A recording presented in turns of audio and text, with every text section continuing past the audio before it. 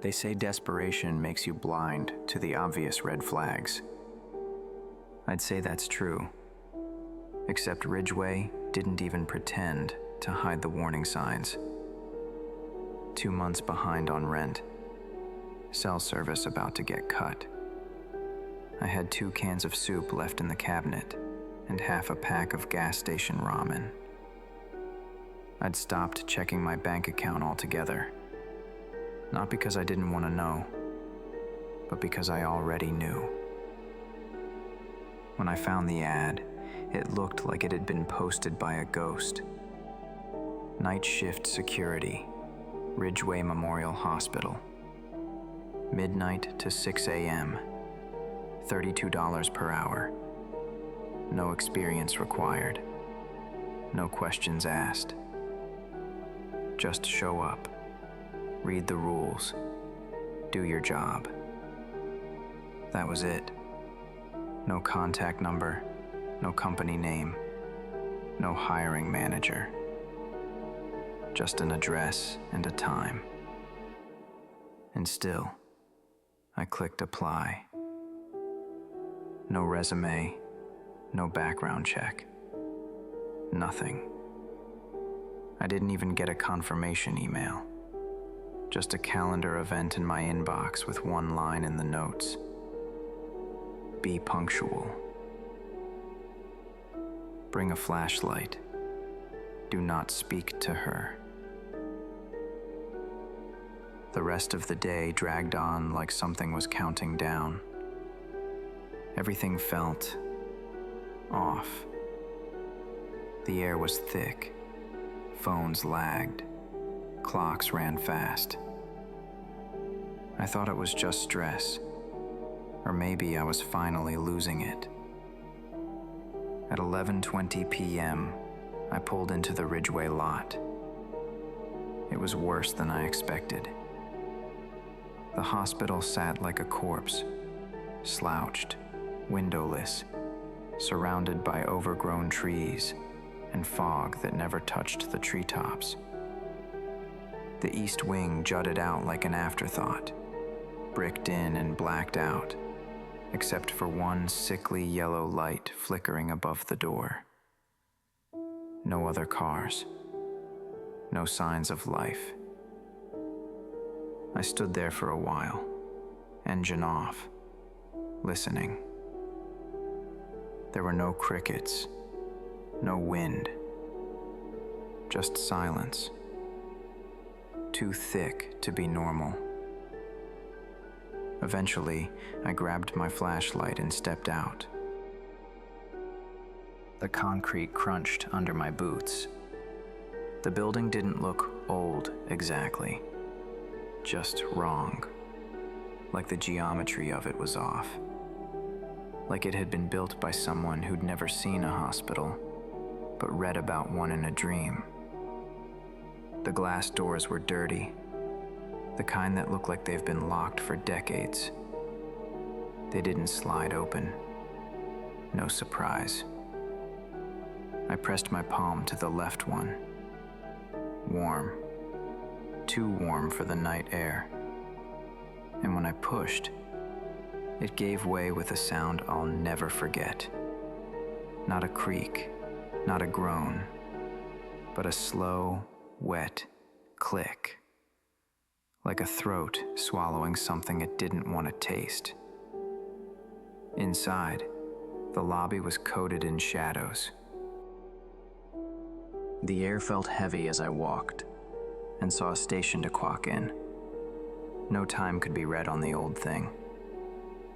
I looked at my watch. Not a minute early, not a minute late. I clocked in exactly at 12.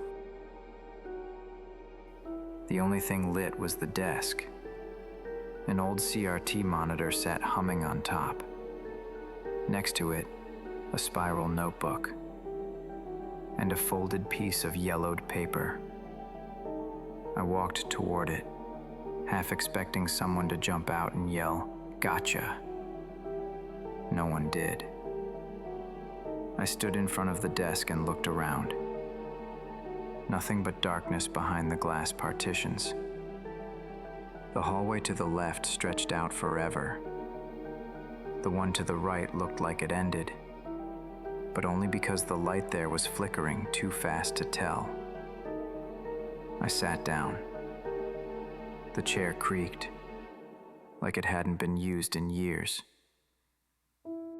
On the desk sat a black and white CRT monitor, a spiral notebook, and a folded, yellowed paper with the words, "Night Shift Protocol. Do not deviate." I unfolded it. 10 rules. The rules. 1. Clock in at exactly 12 o'clock a.m. Not a second earlier, not a second later. 2. Keep all hallway monitors on channel 3. If the screen turns blue, do not look directly at it. Turn it off. Wait exactly 60 seconds, then turn it back on. 3. At 1:13 a.m., a call will come through the intercom. Do not answer it. Do not acknowledge it. 4. If you see room 304 appear on the monitors, immediately check the time. If it's before 3 a.m., turn off the monitor and recite the phrase written on the back of this page. 5.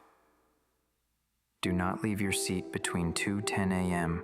and 2:29 a.m., no matter what you hear. 6. Should a woman in a nurse's uniform appear in the East Hall, do not blink. Do not move. She will leave when you hear a knock. 7. At 2:44 a.m., the power will go out. This is normal. Do not use your phone's flashlight. 8. You may hear breathing behind you.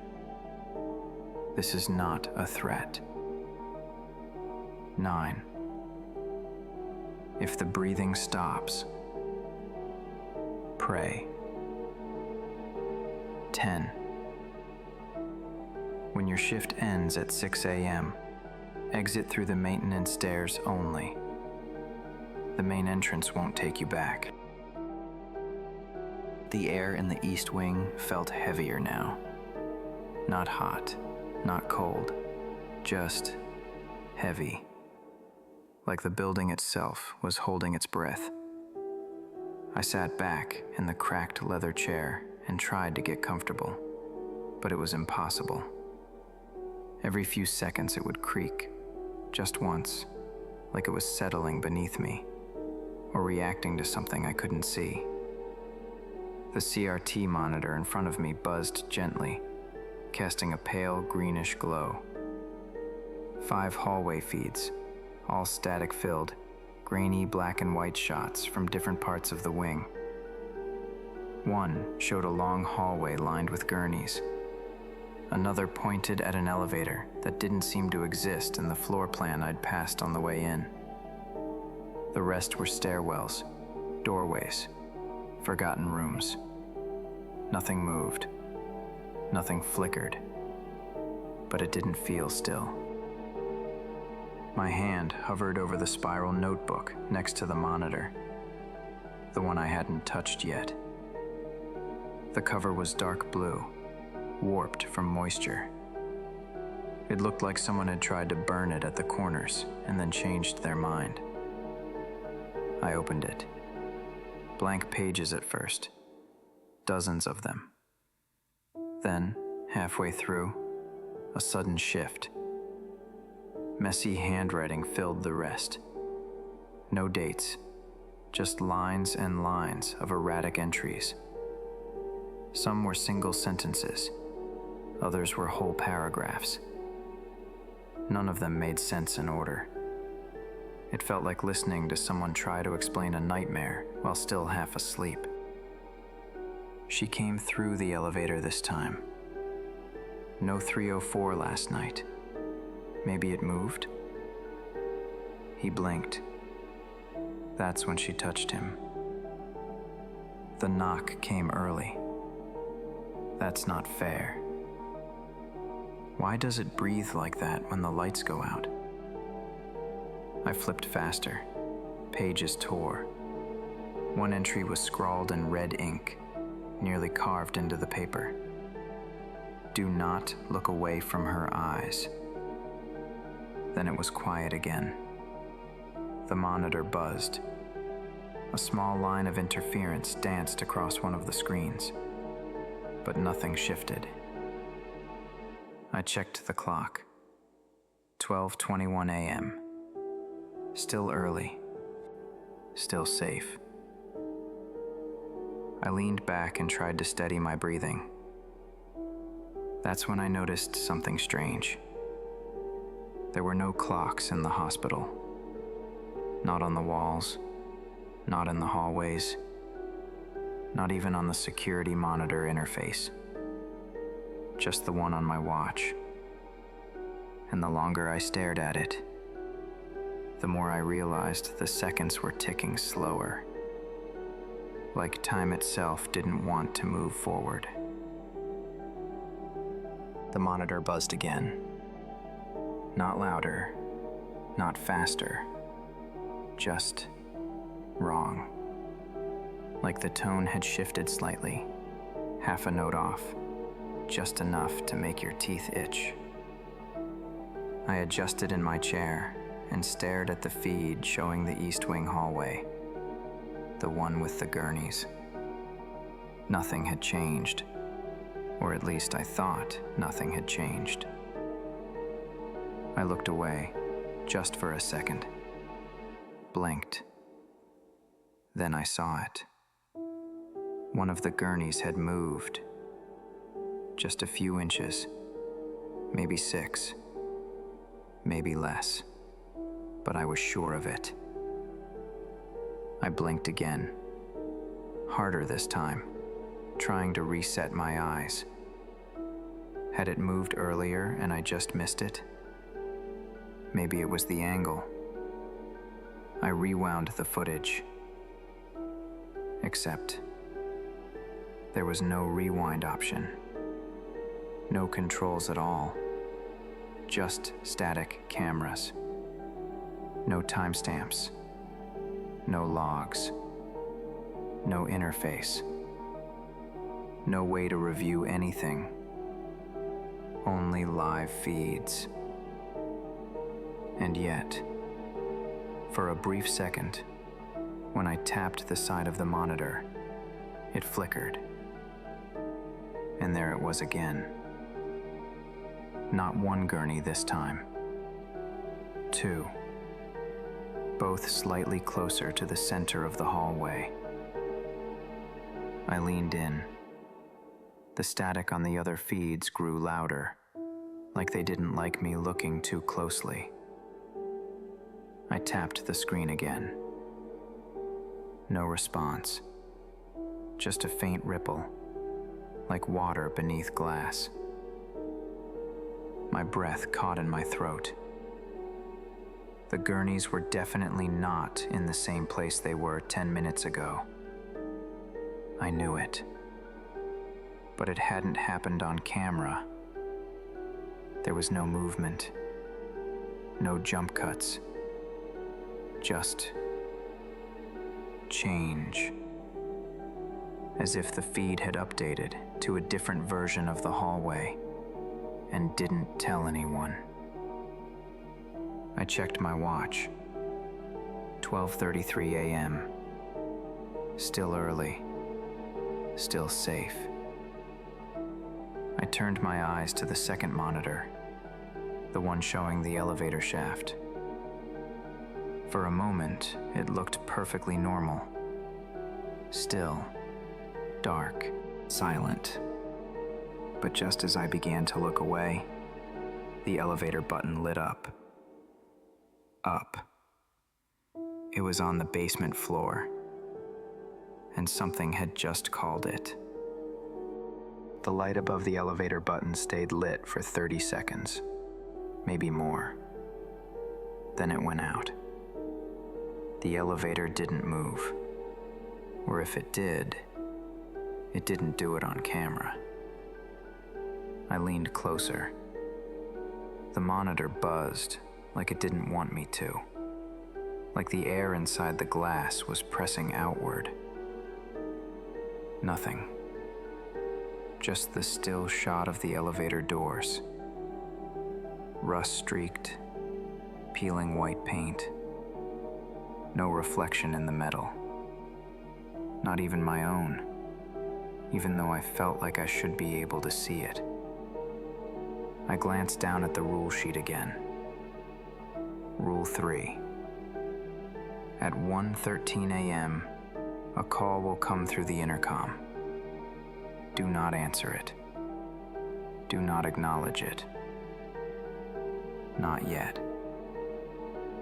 Still 12:46 a.m., but the silence felt preemptive, like it was holding space for something.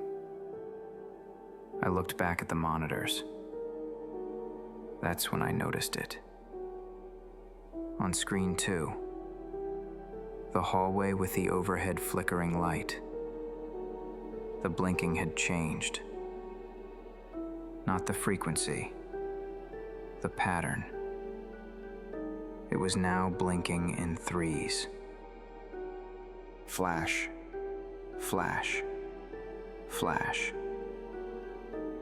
Flash, flash, flash. It repeated 5 times. Then the feed stuttered. Not glitched, stuttered. As if the footage was buffering. As if someone was playing it through a scratched DVD. Then it caught up. Everything looked normal again. Except there was a shadow under the exit sign. Faint, thin, like someone standing just outside the camera's reach. But when the light flickered again, the shadow stayed put. It didn't move with the light. I blinked. The shadow was gone. My skin crawled. I turned back to the spiral notebook and flipped a few more pages. The handwriting had become more erratic. Ink smears, fingerprints, smudges, like someone had been writing in a panic. A new entry, near the bottom of the page. It always starts early now. It doesn't wait for 1:13 anymore. I paused, read it again. It always starts early now. I looked up. The monitor buzzed louder. All 5 feeds stuttered at once. Then one of them went blue. It was like the screen exhaled. Not a flicker, not static, just a hard, blank blue. It swallowed the feed in a single frame. No warning, no transition. Like something inside the monitor had blinked, and when it opened its eyes again, the hallway was gone. Just the blue. Deep. Flat. Empty. It shouldn't have made a sound. CRTs don't hum when they lose signal. But this one did. A low, pulsing tone, just at the edge of hearing, like a heart murmur, like breathing through water. And the longer it stayed on, the harder it became not to look. I reached toward the power button, then paused. The rule echoed in my head. If the screen turns blue, do not look directly at it. Too late. My eyes had already locked on for a second or two. Maybe 3. I blinked hard and looked away. My reflection in the dark monitor beside it was pale. Eyes bloodshot. Jaw clenched. I hit the power button. click. The screen went black. The sound stopped. But the hum didn't. It was still in the air, in the wires, in the floor, in my jawbone.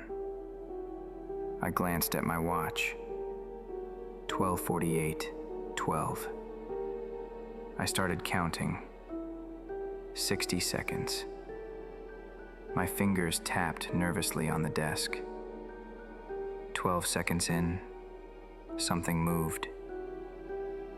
Not on the monitor. Behind me. Soft shuffling, like slippered feet on waxed tile. I froze. Rule number 5 whispered through my head like a warning from a ghost. Do not leave your seat between 2:10 and 2:29, no matter what you hear. But it wasn't 2:10 yet. That didn't make it better. I kept staring at my watch. 12:48, 37. 18 seconds to go. The sound grew closer. My peripheral vision was vibrating, like the room didn't want me to know what was behind me, but it wanted me to know it was there. A soft creak echoed behind my left shoulder. The chair groaned beneath me, but I hadn't moved. Something else had. 12:49:04. I reached toward the screen. My hand shook. 60 seconds. I turned the monitor back on. The blue was gone. So was the hallway. Now it showed a door. Room number 304. Room 304. I didn't need to squint to see the number.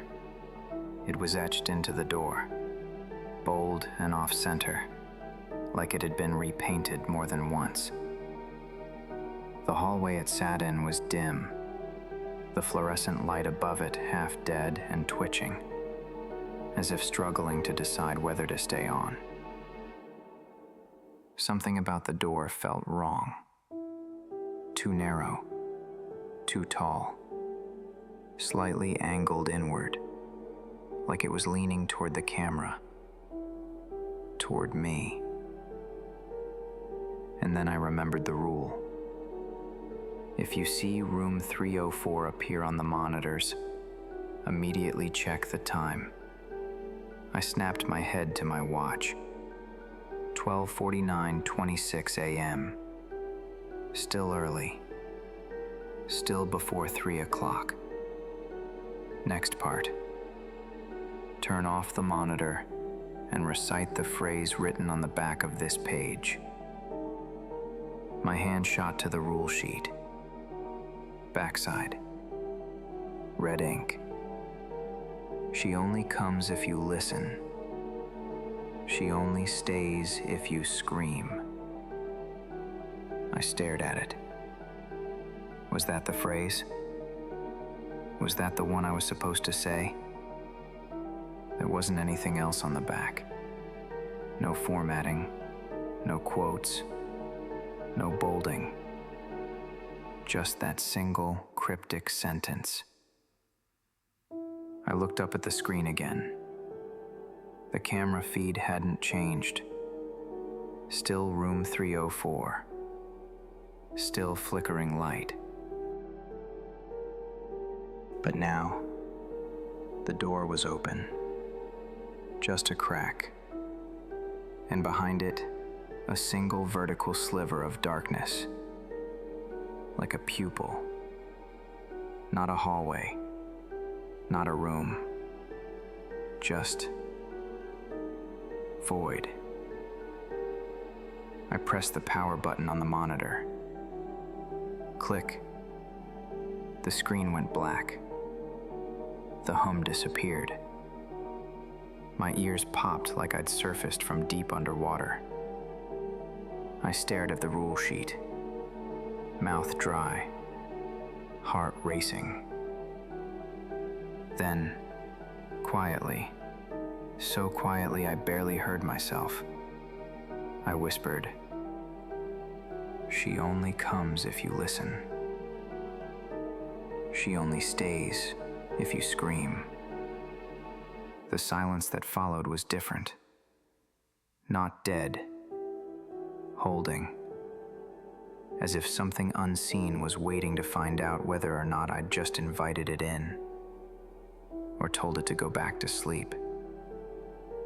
The spiral notebook slid off the desk on its own. The notebook hit the floor with a thump. Not a loud one, not violent, but deliberate. Too heavy for its size. Like it had decided to fall. I didn't move right away. Just sat there, staring at the blank monitor, listening to the silence that followed. No footsteps, no breathing, no intercom, no elevator. Just the low electric tension of a room that had recently been watching me.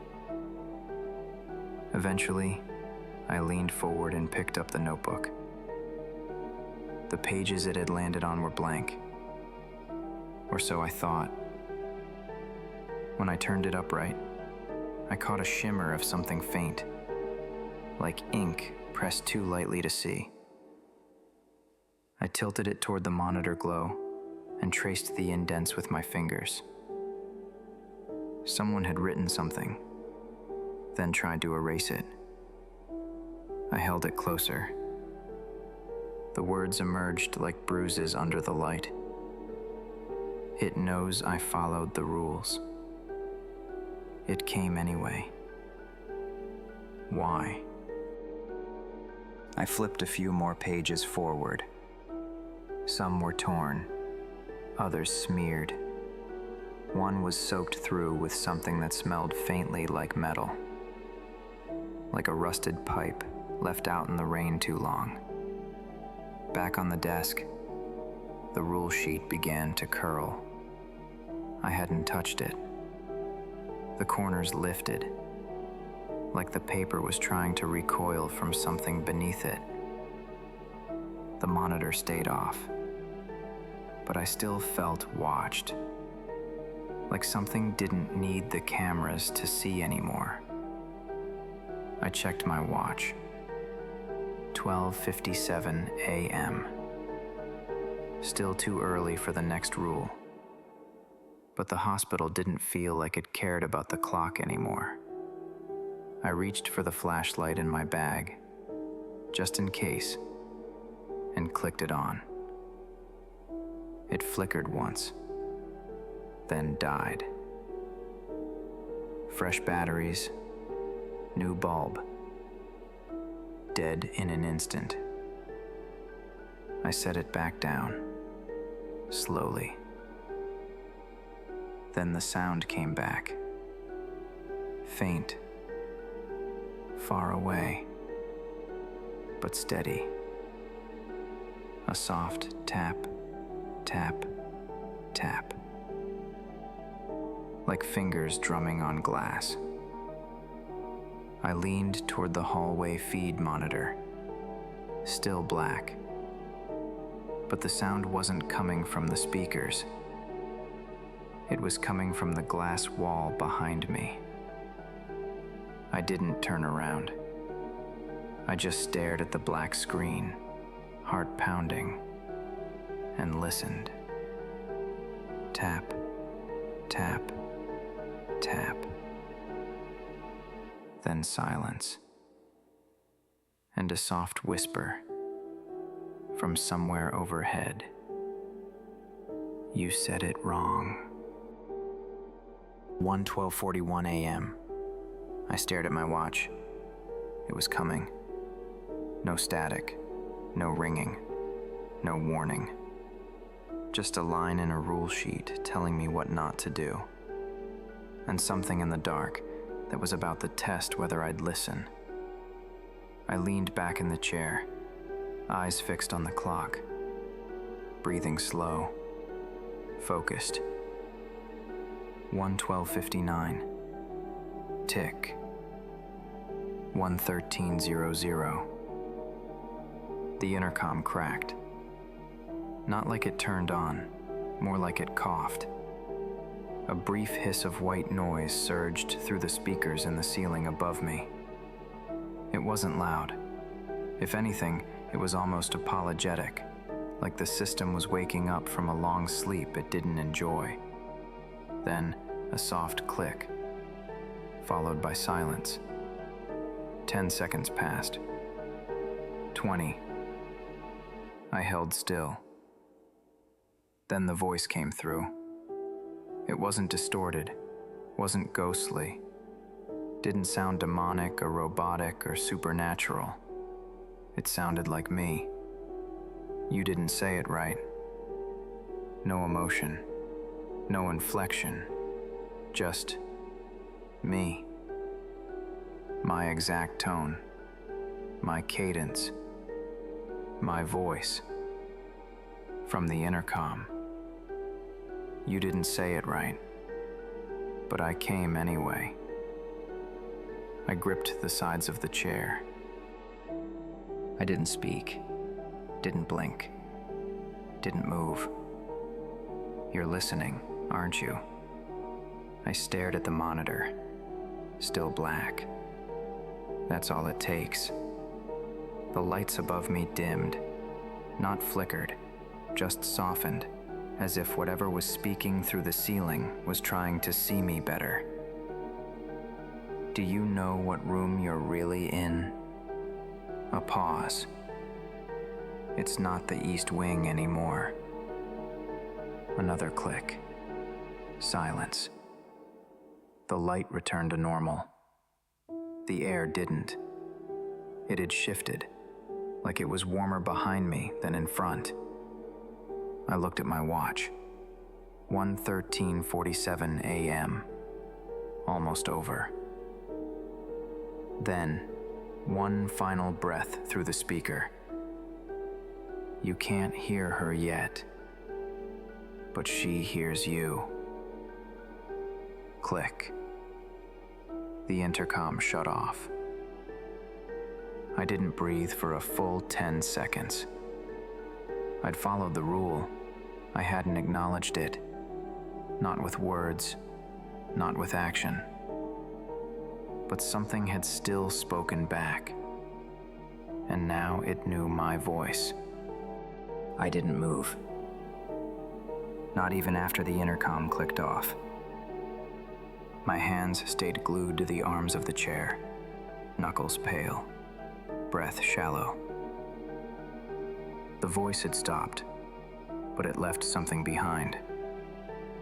A pressure.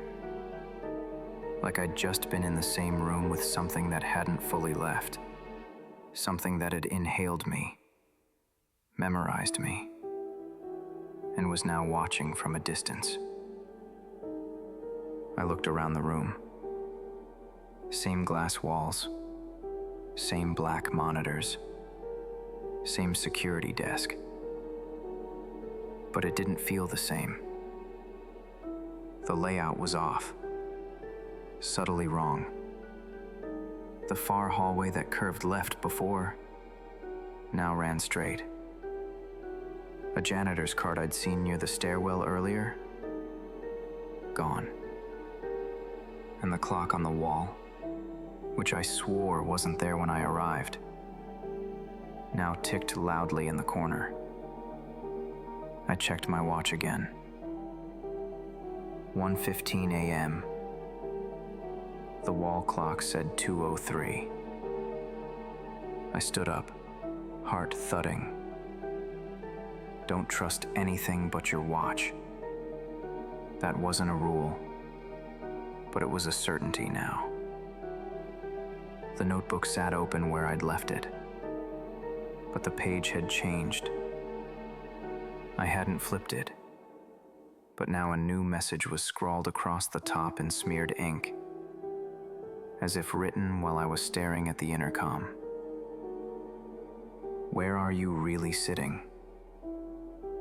The pen used was still lying across the page, uncapped, ink still wet. I looked around the room again. Same chair, same lights, same desk. But then I noticed my reflection in the black CRT monitor. It was wrong. Sitting stiff, wide-eyed, mouth slightly open. It didn't blink when I did. Didn't breathe. Didn't move. And for a second, its smile twitched upward before the screen blinked and refreshed. Back to static. My head whipped around, empty behind me. Just the buzz of glass and wire. I sat back down slowly, eyes locked on the now blank screen, as the spiral notebook's pages began turning on their own, one by one. Fast, frantic, like something was thumbing through them looking for the right memory. Then, the page stopped flipping, and the next rule stared up at me like it had been waiting the whole time. Do not leave your seat between 2:10 a.m. and 2:29 a.m., no matter what you hear. I checked my watch. 1:56 a.m. And I swear, I heard someone walking in the hallway. 2 sets of footsteps. One heavy, one barefoot. The footsteps stopped just outside the glass. I didn't look up. I didn't breathe. I didn't want to know who or what was out there. The rule wasn't active yet, but I could feel the building stretching toward that 2:10 a.m. mark like it was counting down with me. I glanced at my watch. 1:58 a.m. 12 minutes.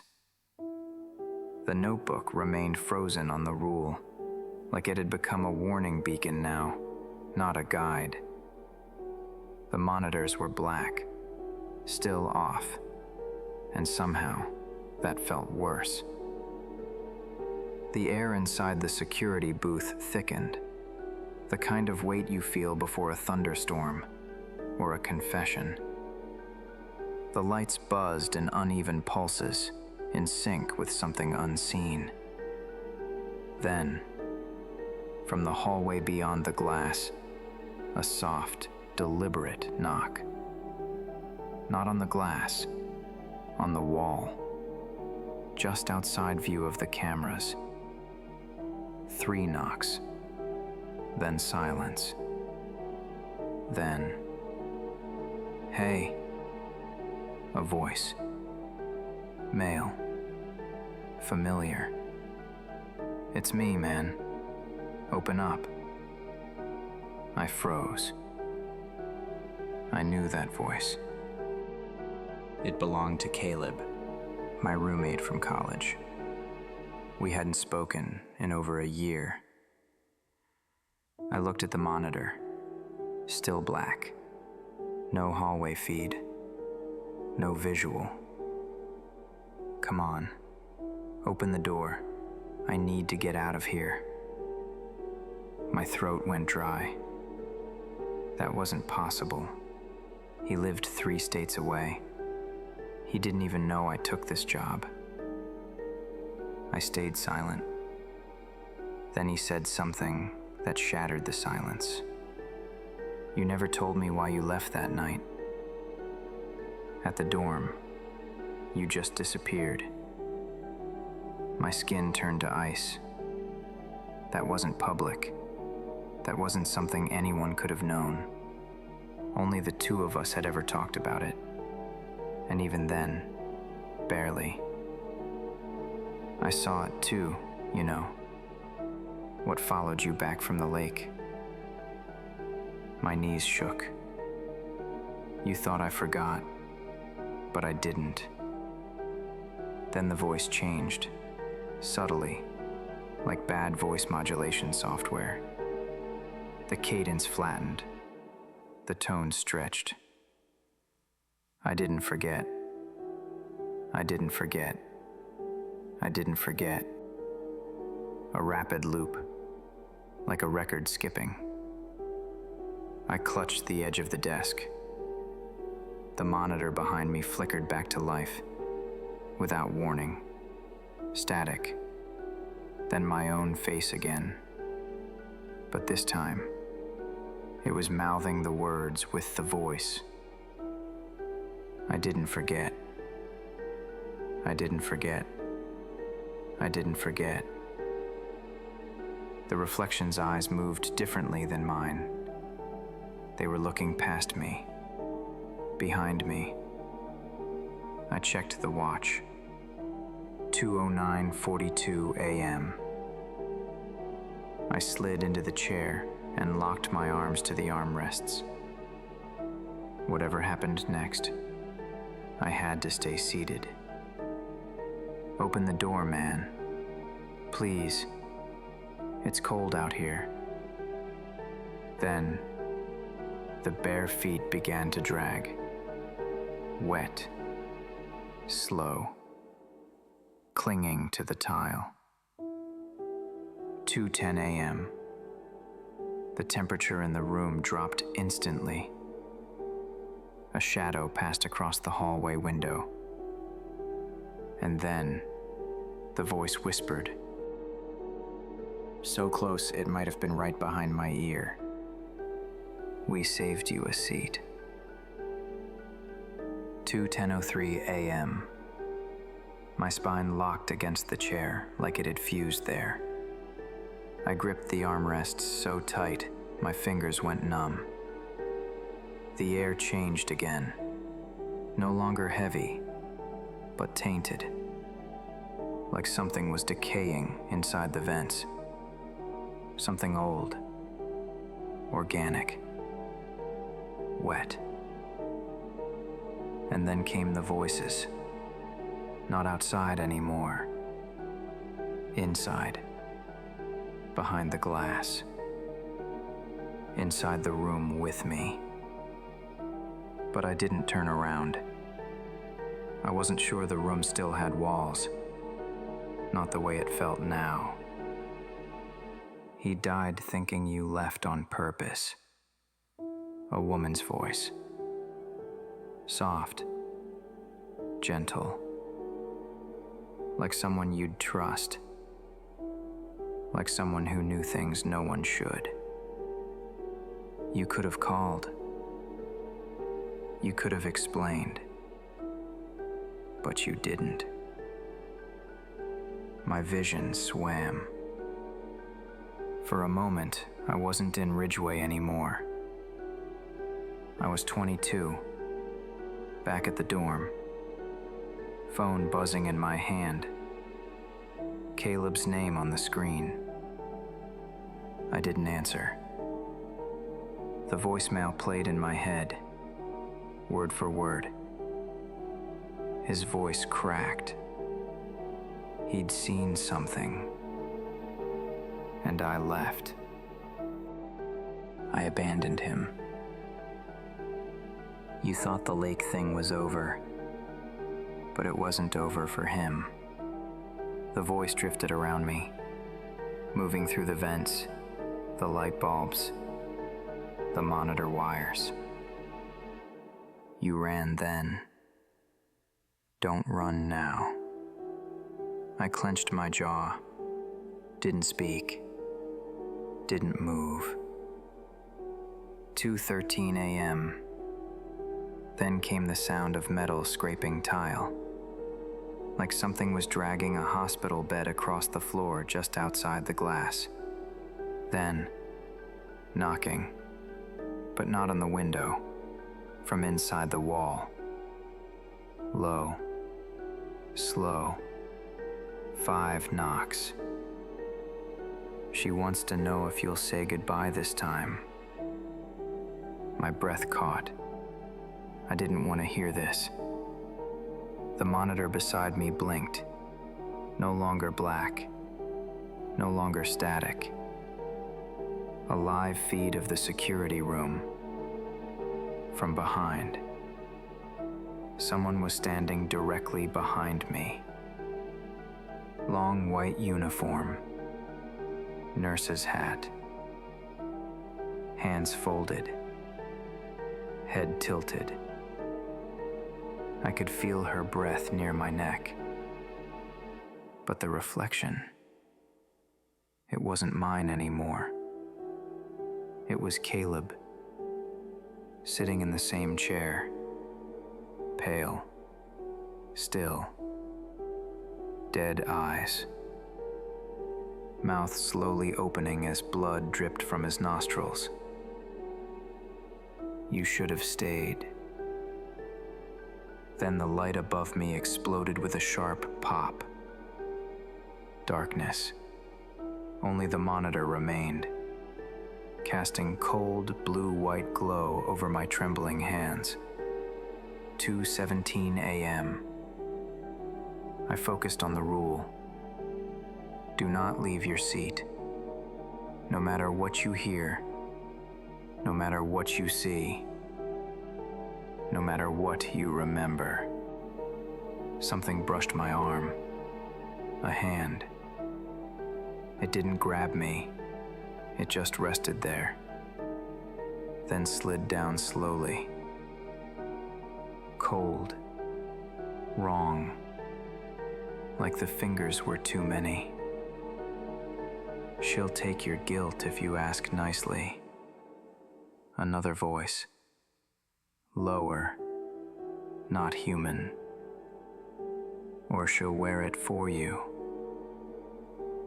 Or she'll wear it for you. Skin and all. 2:23 a.m. The room was filled with breathing now. Inhales and exhales that didn't match mine. Some quick, some shallow, some wet. All around me. Some right behind my head. Some beneath the floor. You shouldn't be alone when it happens. The glass cracked. Just a hairline fracture. Across the far wall. A handprint began to press through. Not on the surface. Within the glass. Like someone was trapped inside the pane, pushing out. The monitor began to flicker again. Not room 304 this time. A funeral home. I recognized the casket. Caleb's. But there was something wrong. The lid was open. And it was empty. 2:28 a.m. The voices faded. The breathing stopped. The monitor blinked to black. 2:29 a.m. I exhaled for the first time in nearly 20 minutes. The hand was gone. The lights returned. Dim, but steady. But one sound remained. A quiet whisper. Like a broken speaker playing on loop from somewhere deep inside the walls. She knows you regret it. She knows you regret it. She knows you. I didn't move, but I whispered back, barely audible. I do. And the voice stopped. 2:30 a.m. I didn't stand. Didn't breathe too deep. The air had gone still, but not calm. Like a forest right before a lightning strike. The handprint in the glass was gone. The crack, still there. A thin white scar across the window that hadn't been there an hour ago. The notebook had flipped again.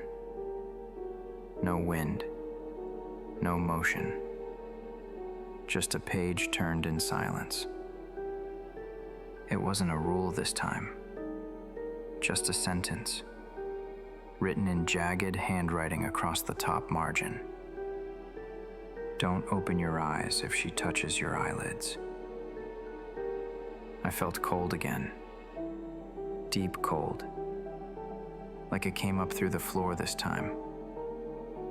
I checked my watch. 2:33 a.m. 11 minutes until the lights go out. I glanced at the monitors. Back on. All 5 feeds active. Except now, the East Hall feed had changed. The camera angle was tilted, like it had been knocked slightly. The far end of the hallway was shrouded in shadows, but I could make out white fabric. A nurse's dress, wrinkled, outdated, and something else. She wasn't walking. She was sliding. No footsteps, no sway, just smooth motion across the tile. Closer and closer, until she stopped at the edge of the feed. I stared at her. She stared back. Still, unmoving, head tilted slightly to the left, hands folded neatly in front of her. I didn't blink. I couldn't. Not because I remembered Rule 6, but because the second I blinked, I knew she'd be closer. The monitor buzzed louder, not static, frequency, like the screen was responding to the tension. A shadow began to grow beneath her feet. It wasn't natural. It wasn't shaped like a person.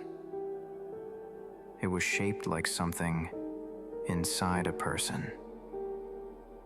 Then, the monitor on the far right went black. Not blue, not static, just off. The nurse tilted her head further. I blinked, involuntary. Instantly, she was closer. No transition, no motion blur. From 30 feet away to maybe 10. I swallowed hard. Don't blink. My eyes burned. I counted in my head. 1, 2, 3. Another monitor went black. The light above me flickered once. Then I heard it. The knock. Not at the glass. From inside the walls. 1 knock. 2. Then silence. I blinked. She was gone. Gone from the hallway feed. Gone from the monitor. The buzzing stopped. The other screens blinked back on. Hallway, stairwell, elevator. Everything back to normal.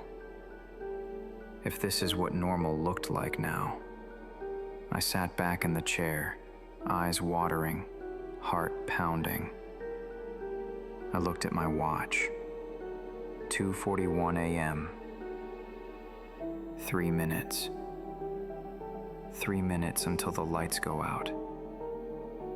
And my phone, the one with the flashlight I'm not allowed to use, just lit up on its own. A notification. I picked it up. 1 word. Don't. 2:43:07 a.m. I stared at the phone screen. Just 1 word. White text. No sender. Don't. It disappeared before I could screenshot it. My thumb hovered over the flashlight icon. The temptation was immediate, primal. When you know the dark is coming, the instinct to reach for light is almost impossible to ignore. But I didn't tap it. I set the phone down, face down on the desk, and whispered to no one, I won't.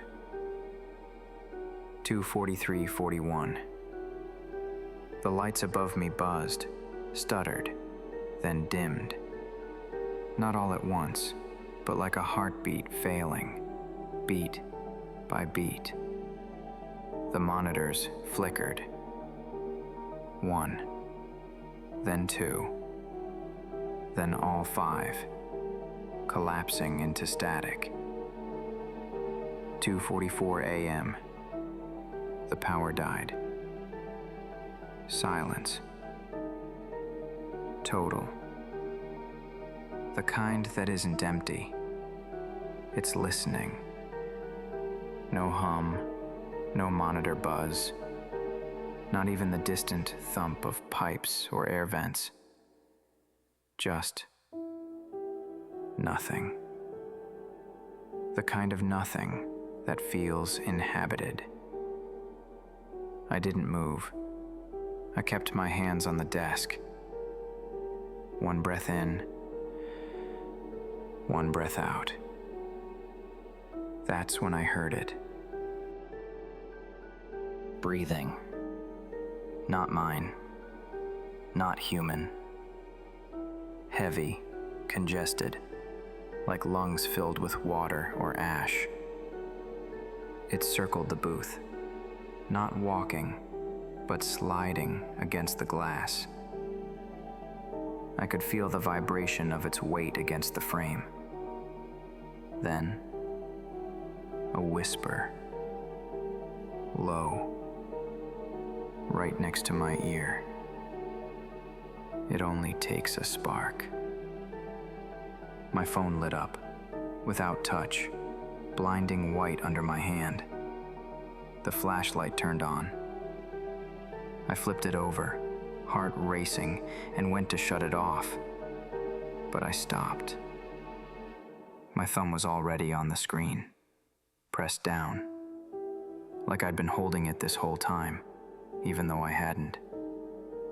Even though I knew I hadn't. The light illuminated nothing at first. Then it flickered.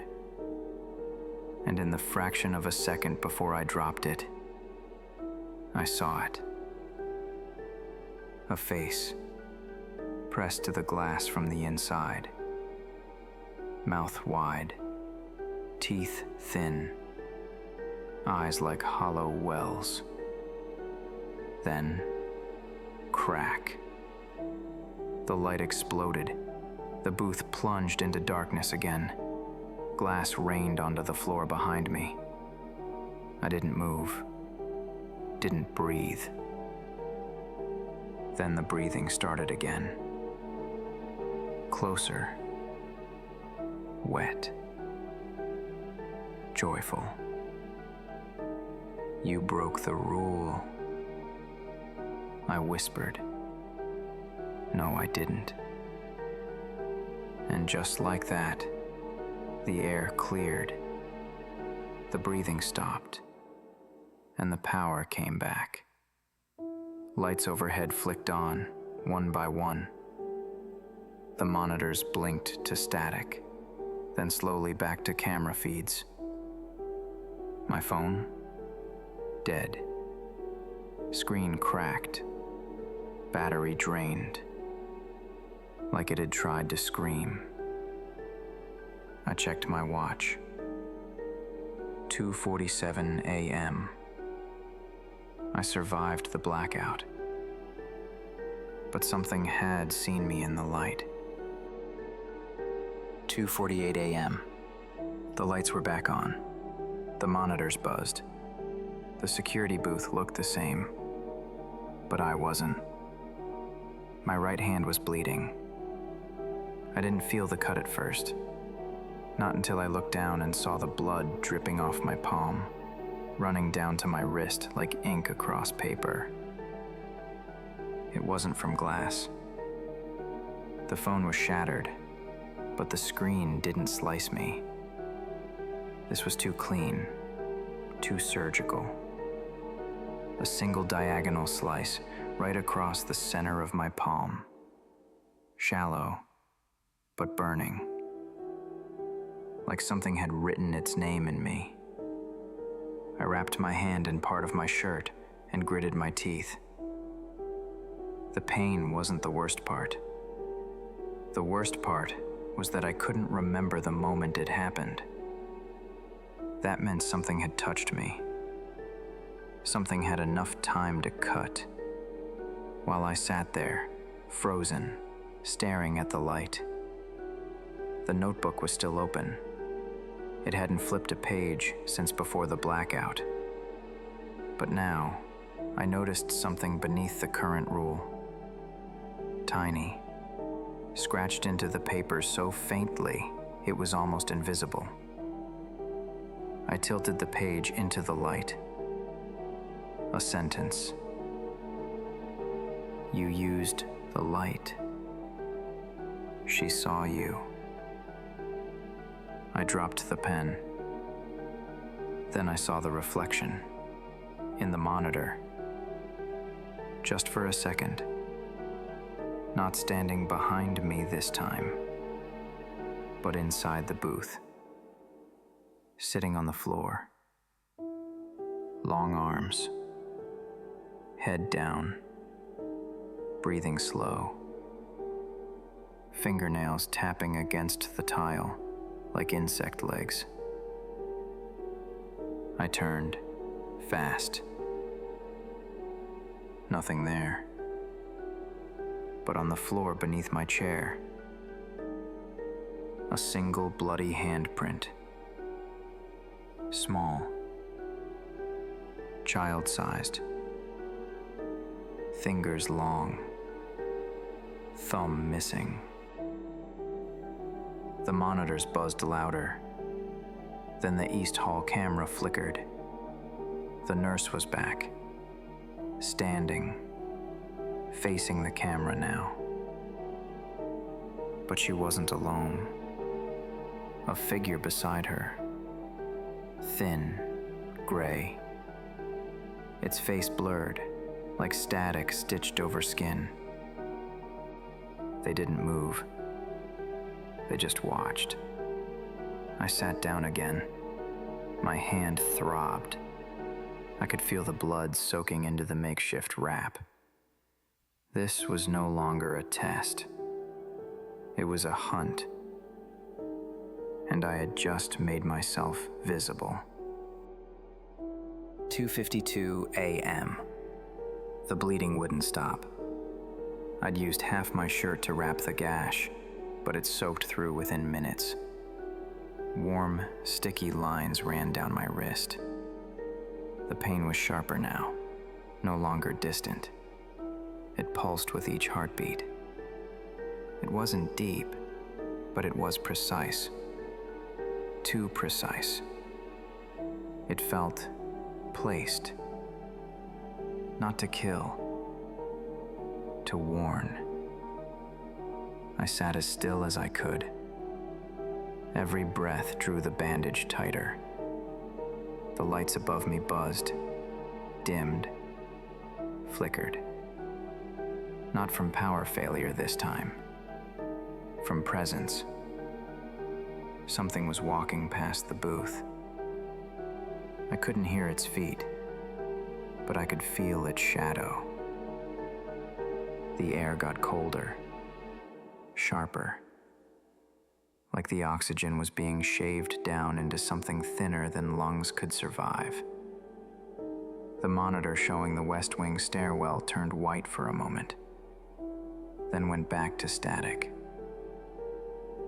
Then again, and again, like a Morse code pulse. I watched it blink 3 more times, then it stopped. I looked down at the rule sheet. Which rule was next? What time was it? I checked my watch. 2:55 a.m. Nothing new until 6 a.m. Unless another rule was about to lure me. That's when the hallway monitor cut to black. The East Wing, the nurse's hallway, and then I saw it. Room 304, back again. But I'd already handled that rule. I did it right. That was before 3 a.m. I'd seen the room, turned off the screen, spoken the phrase. I did it. But now, it was back. The door was wider this time, and something stood just beyond it. Long-limbed, clutching a clipboard, dressed like a nurse. But not her. Its mouth was too wide. Its neck was too long. It lifted one arm, unnaturally, and pointed right at the camera. Then the lights in the hallway shut off one by one, like dominoes falling, until the only thing left visible was the number on the door, 304. Then the static cut. The speaker in the booth cracked, and a sound came through I wasn't prepared for. Not a whisper, not a voice, not even words. A scream. My scream. Recorded. Echoing through the PA system like an alarm. I clamped my hands to my ears, winced, and then felt it. Burning. I yanked my right hand away. The bloody wrap was gone. No bandage, no shirt fabric, no skin. It had been peeled away. And written beneath the flesh, carved into the muscle with something small and precise, were 3 words. Wrong phrase. Again, I nearly vomited. Pain flooded me. Hot, bright, animalistic pain. The kind that doesn't let you think, only react. But I couldn't stand. Rule 5 was still in play. Do not leave your seat between 2:10 a.m. and 2:29 a.m. I had obeyed that one. But the rules don't care about past obedience. They care about what you break next. And now I wasn't sure if room 304 showing up again meant I had to follow Rule 4 again. What if it was a trick? What if it was a second chance? Or what if the rules repeat themselves the deeper you go? I opened the notebook. More pages were missing, torn out. The ones that remained, blank. Except for a single blood-smeared phrase, written where Rule 4 used to be. She heard you the first time. Now she wants to see I looked up and saw movement in the hallway feed. The door to room 304, now half open, and someone was crawling out. The feed jittered. 304's door opened wider. The shape, dragging itself into the hallway, was long, human-like, but not human. It moved wrong. Its arms were too flat, too smooth. Its fingers flared out like scalpel blades, dragging across the tile without sound. The hallway light above it flickered once, and the shape stopped crawling. I knew what came next. A new rule? A repeat of Rule 4? Or just death? I looked at the rule sheet. Still the same. Nothing new added. But that didn't mean anything anymore. My right hand ached. The carved message still burned beneath the skin. Wrong phrase. Again. Had I said it wrong back then? Was I supposed to say it again? Or was I never supposed to say it twice? That's when I realized. The entity wasn't moving toward the booth. It was moving toward the hallway camera, crawling in a perfect, direct line toward the lens. And just before it reached the edge of the feed, it stopped.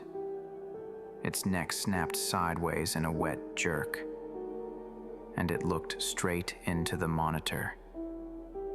I recoiled. The screen went black, and a whisper came through the speaker grill in the desk. This isn't the same thing twice. I sat, frozen, mouth dry, sweat soaking through what was left of my shirt. 2:58 a.m. The pain in my hand pulsed harder. And then I heard it, almost static-like. If the rules ever change on their own, leave immediately. My stomach dropped. Was this real? Or just another bait? I looked under the desk. No new exits. No open doors. But the maintenance stairwell feed, camera 5, was suddenly active. For the first time since I arrived. The screen flickered. The door was open. I stared at it, my pulse in my ears. Was this the way out? Or was this the final trap? I was too scared to run. I sat back down to calm my nerves. I didn't know how long I sat there. My legs burned. My breathing hurt. The bleeding from my hand had slowed, but every pulse made it throb like something wanted out. I kept my back against the wall, one eye on the camera feed, even though it was barely working, and the other on the hallway. I didn't speak, not even to myself, because I knew it might still be listening. Whatever had whispered my name, whatever had worn the nurse's voice like a mask, whatever waited for someone to slip up. So I waited too. Waited for 6 a.m. Waited for something that felt like an ending. And finally, the second hand moved. For the first time all night, it moved. 5:59:58. 5:59:59. 6000. I didn't hesitate, didn't check the feeds, didn't look back. Rule 10. When your shift ends at 6 a.m., exit through the maintenance stairs only. The main entrance won't take you back. I ran. Limping, but I ran. Down the hallway. Past the nurse's station. Past the elevators. Every light flickered behind me, like the building was exhaling. The door to the maintenance stairwell groaned as I pushed it open. The hallway behind me went dark. One step, then another, and another. I didn't stop moving. Not until the heavy metal door slammed behind me with the weight of finality. And then, silence. No whispers. No glitches. No rules. Just sterile, fluorescent silence. I reached the final step, heart pounding, breath ragged. My hand pushed the exit door open, and my stomach dropped. I was back, at the security desk. Same desk, same flickering monitors, same rule sheet resting exactly where I left it. But something was different, something new. A small, torn piece of paper was sitting right on top, curled at the edges, like it had been there forever, or like it had just appeared. I picked it up with shaking fingers. The ink was fresh. Rule 11. There must always be a security guard. I'm sorry, but in order for you to leave, you must now trick the next person into exiting through the maintenance stairs as well. I stared at it, horrified. Not because I didn't understand, but because I did.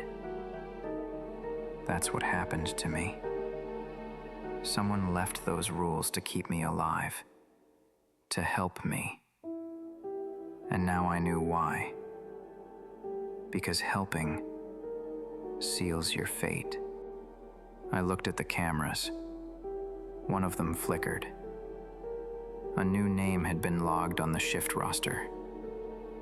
Welcome, guard number 317.